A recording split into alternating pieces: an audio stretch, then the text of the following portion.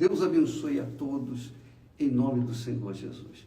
Pois é, nós estamos aqui agora, nesse momento, são 8h15, e aí no Brasil são 2h15, né? São 6 horas de diferença daqui de Israel para ir para vocês. Nós estamos falando diretamente de Cesareia. Aqui, Paulo, o apóstolo Paulo, ficou 2 anos preso, aguardando a viagem para Roma, onde ele viria ser julgado e morto. Mas é interessante a gente observar o seguinte: todo o sofrimento que o apóstolo Paulo passou, que nós temos assistido na série Paulo, o Apóstolo, na série nós vemos que o sofrimento dele, a dor dele e dos seus irmãos, era tudo por uma causa, a causa da fé. A fé viva, a fé inteligente, a fé que pesa, que pensa, que raciocina.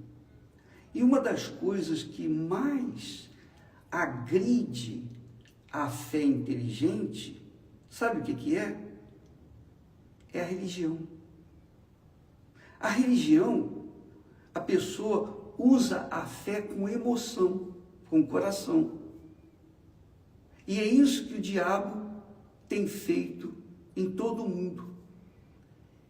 As pessoas recebem a palavra de Deus. Deus é palavra. Deus é palavra. E por que ele se identifica e ele fala através da palavra? Para que nós venhamos raciocinar, pesar, avaliar e decidir se nós aceitamos a palavra dele como regra de vida para a nossa vida ou se não aceitamos. Porque Deus, quando criou o homem, deu-lhe o direito, o privilégio de decidir a sua própria vontade. Então, o que o diabo fez? Ele usou a religião, quer dizer, ele instituiu a religião para que as pessoas, através da religião, viessem adorar a Deus. Mas isso não é possível, porque quando a religião funciona, não funciona a mente, o intelecto, a razão. Quando funciona a razão, quer dizer a palavra, quando a gente pensa a palavra de Deus, quando a gente raciocina na palavra de Deus, e eu vou dar um exemplo já já. Então, o coração fica desprezado. A alma, o coração, os sentimentos ficam desprezados. Ora, veja só, um exemplo disso. Jesus disse assim: eu sou a verdade. Eu sou o caminho, a verdade e a vida. Quer dizer que Jesus é o caminho, é a verdade e a vida. Ótimo. Eu penso nisso. Você pensa, bom, se Jesus é o caminho, a verdade e a vida, para que eu possa andar neste caminho, eu tenho que decidir. Eu tenho que usar a minha inteligência, a minha razão, não o meu coração. Então, bom, quer dizer que Jesus é o caminho, ele é a verdade, ele é a vida. Então eu decido usar a minha razão, a minha inteligência, a minha capacidade de raciocínio para decidir seguir este caminho, porque este caminho ele pode ser para um lado, para a esquerda ou para a direita. Depende de como você vê esse caminho. Se você vê que esse caminho é a verdade, que depende da verdade para você continuar andando nele, e é a vida, quer dizer, o caminho nos leva a andar na verdade e viver uma vida diferenciada que nós vivíamos. Então, tudo isso se processa na mente, no raciocínio, quando a gente pensa. Ora, se a gente não pensa assim, se a gente quer andar de acordo com o nosso coração, o nosso sentimento, então, poxa, tudo bem, o caminho é esse, eu vou andar nesse caminho, mas eu vou ter que mentir. Eu vou ter que mentir para ganhar dinheiro, eu vou ter que mentir para ter o meu trabalho, eu vou ter que mentir para ganhar uma pessoa, por exemplo, arranjar uma mulher, arranjar um homem, arranjar isso, arranjar aquilo. Eu vou ter que mentir. Então eu tenho que decidir. Se eu escolho a mentira, eu vou escolher de acordo com o meu coração. Eu vou escolher de acordo com a minha carne. Mas se eu escolher de acordo com a minha razão, bom, Jesus é o caminho. Eu escolhi seguir o caminho, Jesus. Ele é a verdade, então eu tenho que andar na verdade. Não interessa se eu vou agradar ou não o meu coração. Não interessa se eu vou perder oportunidades, deixar de mentir para falar a verdade e perder oportunidades. Eu vou continuar na verdade. Porque aquele que é o caminho, a verdade e a vida, garante a vida para mim. Garante, se eu sigo o caminho, se eu ando na verdade, eu vou ter vida. Eu vou colher o resultado dessa atitude, dessa decisão que eu tomo aqui na cabeça. Agora, é claro, se eu quiser seguir a proposta do coração, que é a facilidade, você sabe, o coração quer facilidade, que é o caminho mais curto, mais fácil. E todo mundo quer assim. Não quer saber de caminho difícil, não quer sacrificar as suas mentiras para andar na verdade. Aí fica difícil ela encontrar a vida que Jesus promete. Então, a religião é isso. A religião, às vezes a pessoa pratica uma religião, qualquer que seja a religião, ela acha que, bom, eu estou praticando a religião, eu estou no caminho, só que não está seguindo a verdade. Ela sabe que não está seguindo a verdade. Por quê? Porque ela não quer sacrificar pela verdade. Ela quer as facilidades. Então, ela dá um jeitinho. É o jeitinho brasileiro. E aí, esse jeitinho desvia a pessoa, o caminho da pessoa, desvia o pensamento da pessoa. E é óbvio que a vida lá no fim não vai existir. Ela vai sofrer. Ela vai viver no pecado. E, consequentemente, vai colher, mesmo estando dentro da igreja, mesmo praticando a religião. Veja que a religião é uma maldição. Por isso, Paulo esteve aqui na prisão. Toda a razão, o porquê que Paulo foi sacrificado, ele teve que pagar o preço, foi por causa da verdade. Ele falava a verdade para quem? Para os religiosos. Mas os religiosos não queriam a verdade, os religiosos queriam continuar tirando proveito das mentiras deles. E então houve aquele conflito. E quem anda na verdade sabe que vai ter que enfrentar a mentira, vai ter que passar por cima da mentira. E para passar por cima da mentira, obviamente vai sofrer. Mas no final, quem anda na verdade vai chegar à vida eterna que Jesus promete.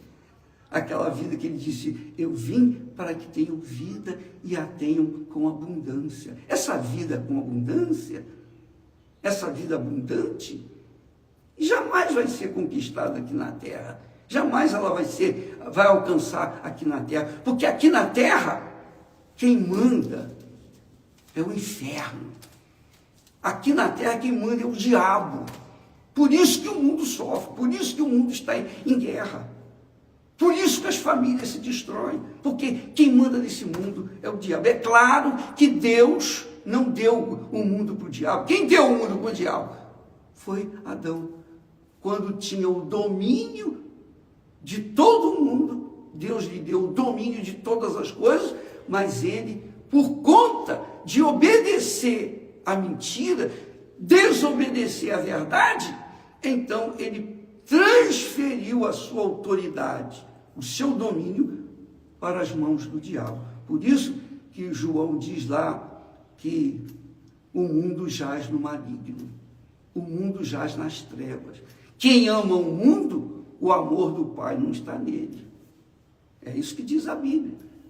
Ou você ama a verdade, segue a verdade e vai ter vida eterna, abundante, ou você ama as facilidades e começa na mentira. Mesmo estando na igreja, muitas pessoas vivem uma vida infernal. Por quê? Porque elas pensam assim: eu estou na igreja, eu faço isso, eu faço aquilo outro. Faz algumas coisas, mas não anda na verdade.